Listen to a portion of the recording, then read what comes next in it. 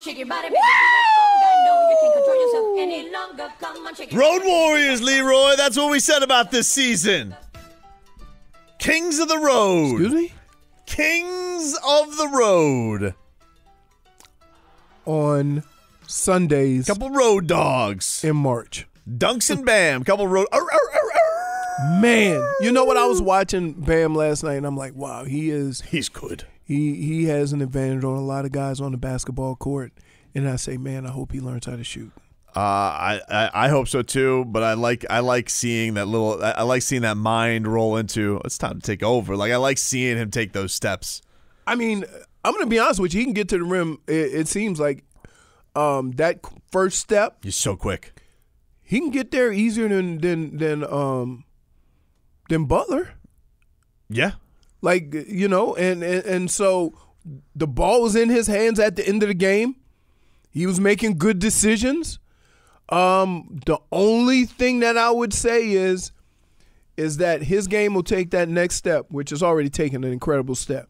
It'll take that next step when he can have the ball at the end of the game and he doesn't have to get to the rim. Well, it was an interesting situation yesterday because it didn't have Jimmy Butler basically in the second half. Right. Jimmy Butler hurt his toe, which apparently was a domino effect from hurting his ankle against the Pelicans. Can you give me Jimmy Butler after the game, Robbie, where Jimmy Butler is talking about their need for Bam because, Jimmy has said, and I actually was reading this past weekend. It was a column from Ethan Skolnick where he had said that Ethan had associates of Jimmy Butler tell him that Jimmy has described Bam Adebayo as the best teammate I've ever had, which it feels like we've heard that with Jimmy with Goran too this year, where Jimmy is loving everybody here, but to him to say that about the young buck after that was kind of a thing known of Jimmy of not liking young guys, that he just vibes that well with this. Here's Jimmy after the game talking about Bam and the success that he had yesterday. That's what all-stars do. That's what future max players do. And he's definitely all of that and more. We're happy to have him. We're glad that he's the leader of this team. And moving forward, we need that. We need that every possession, 1 through fourth quarter.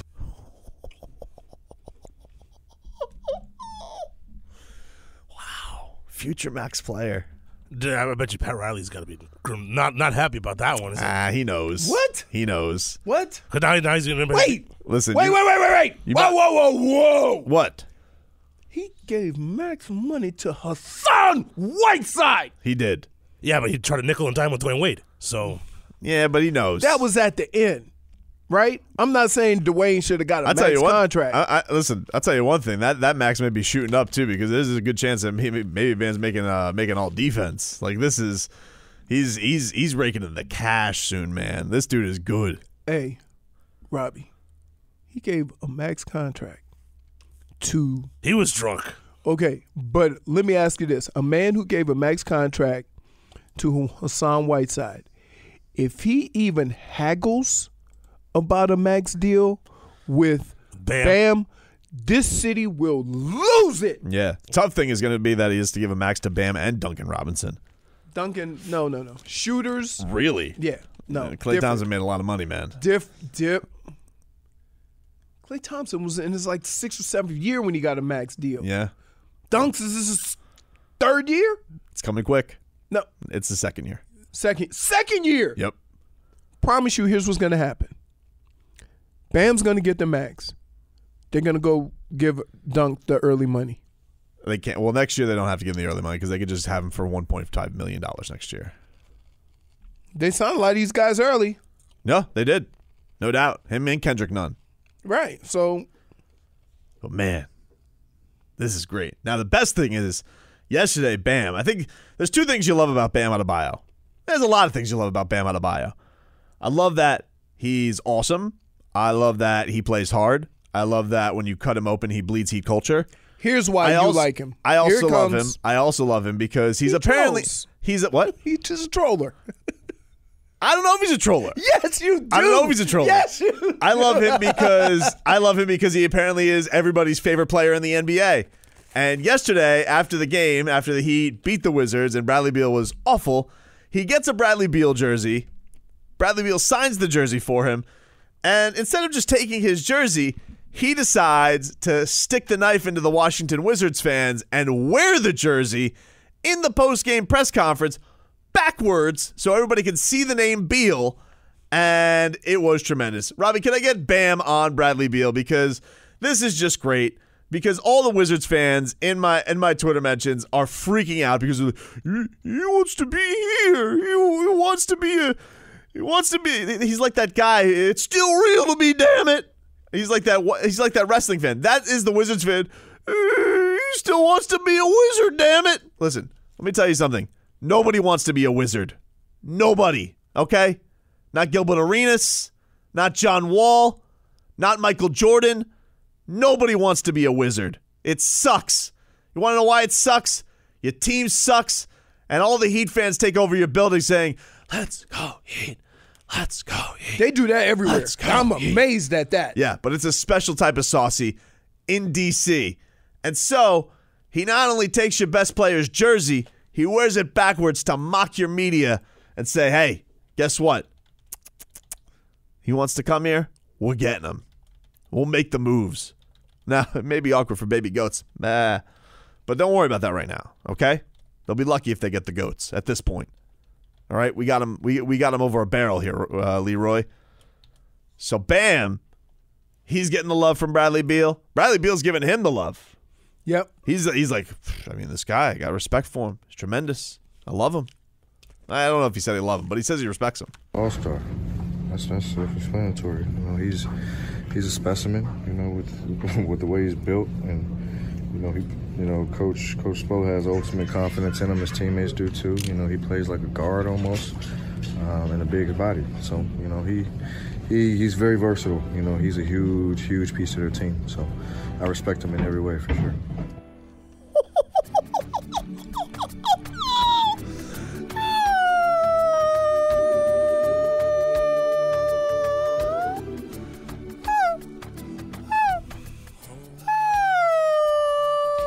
Come on, do it with me, Leroy. No. Come on, do it with me. No. Do it with me. No. A specimen?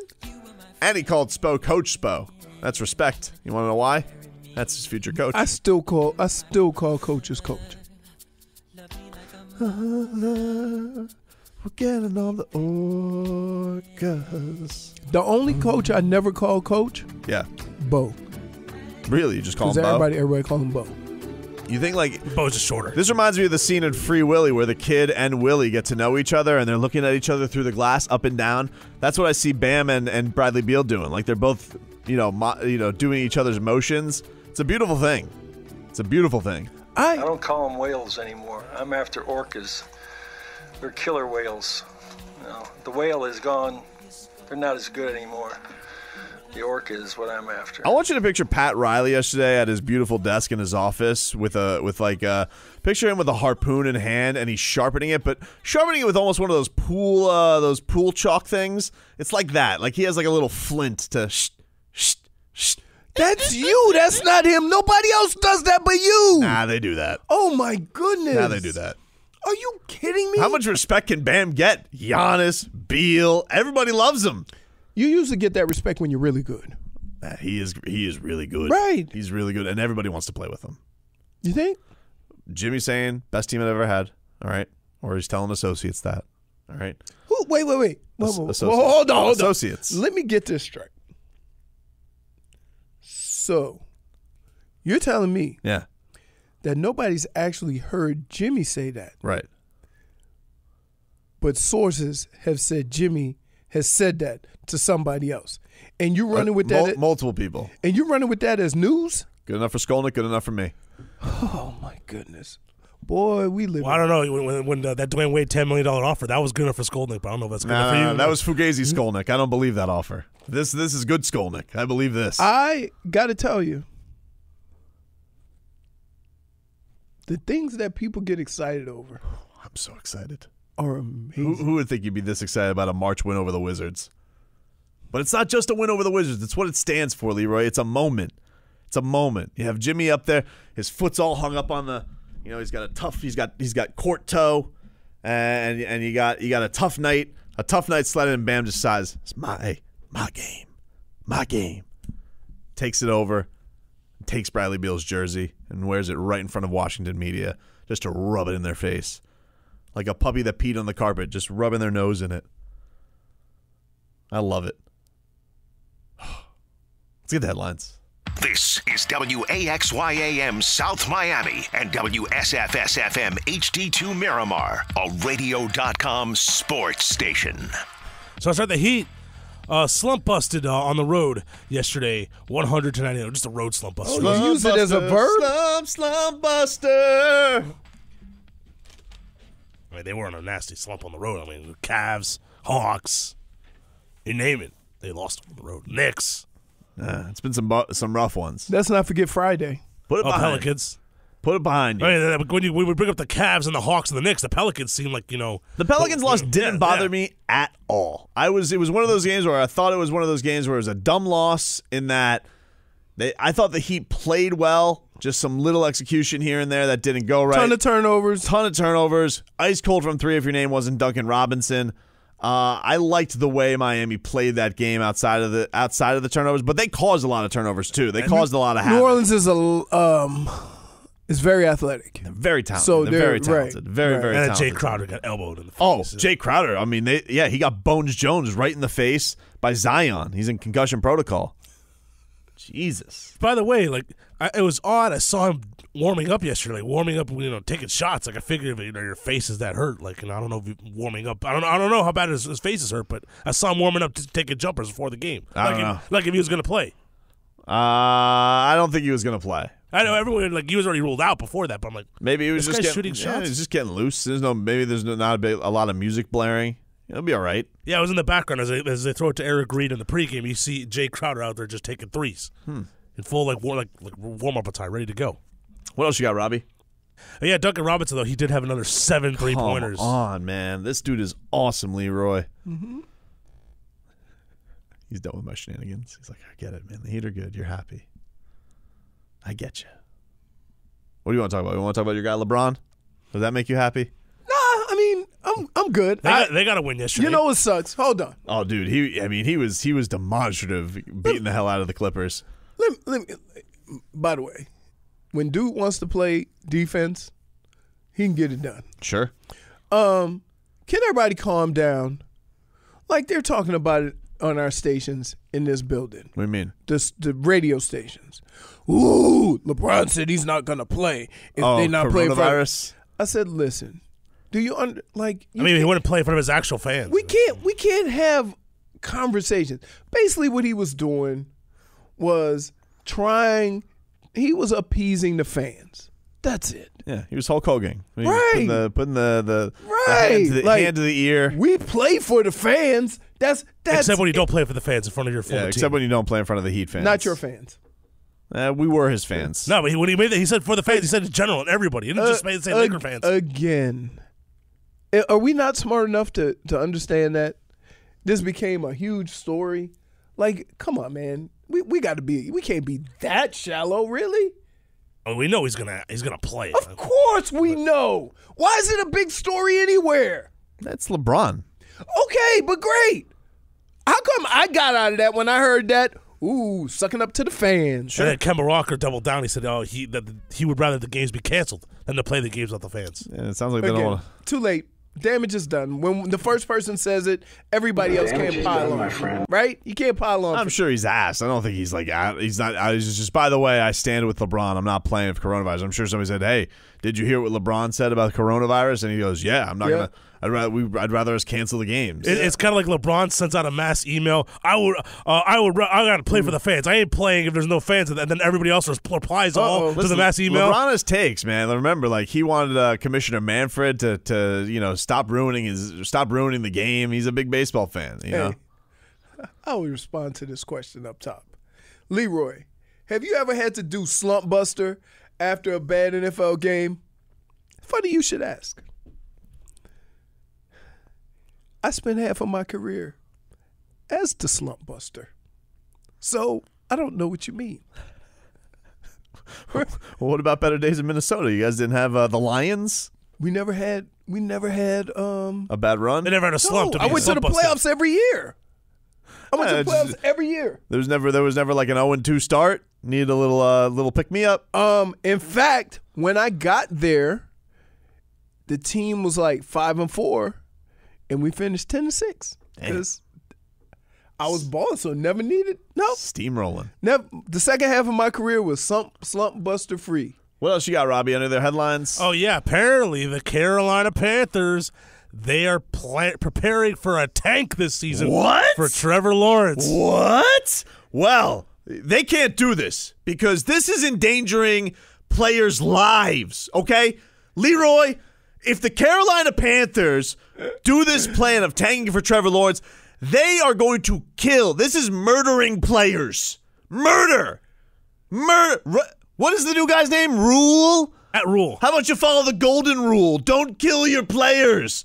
This is an egregious black eye to the game, and I won't stand for it.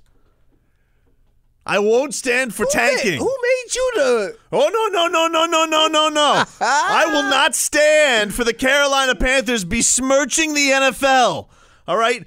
You have to go. This isn't baseball. All right? This isn't basketball. This is bodies on the line. You can't just go out there and tank. What do you think this is? The 76ers? No. Players' lives are at stake. Health. What about the health? Steve Young told us. What about the health? Well, you can't waste a year, and you can't flush away because people have to go play the Pittsburgh Steelers. Well, what I'm saying, I'm saying organizationally, well, that's they're wasting a year on the their GM career. can be in the back room, and they can figure out what the big plan is, and the plan might be that we want to get a lot of young players that we don't have to pay for 4 or 5 years. Let's make a Super Bowl run. Let's get a quarterback out of it. Okay, that's the plan. We're going to quietly get rid of some players, but we're going to let everybody know in the locker room that we support them. We're behind you. But when you don't do that, you put people's health at risk. You put people, this is not baseball or basketball. You can tank in basketball, no one gets hurt. In football, they get hurt. And what the Miami Dolphins have done this year is put people at risk physically, and it's not right. You can't be so irresponsible to people's health. I believe it's not right. I believe what the kids say, Leroy, is keep that same energy. All right, Steve Young? Oh. Keep that same energy when it's the Carolina Panthers. All right, Dominic Foxworth. Oh, Michael Irvin. He's the one that said it. Keep that same energy when it comes to the Carolina Panthers tanking for Trevor.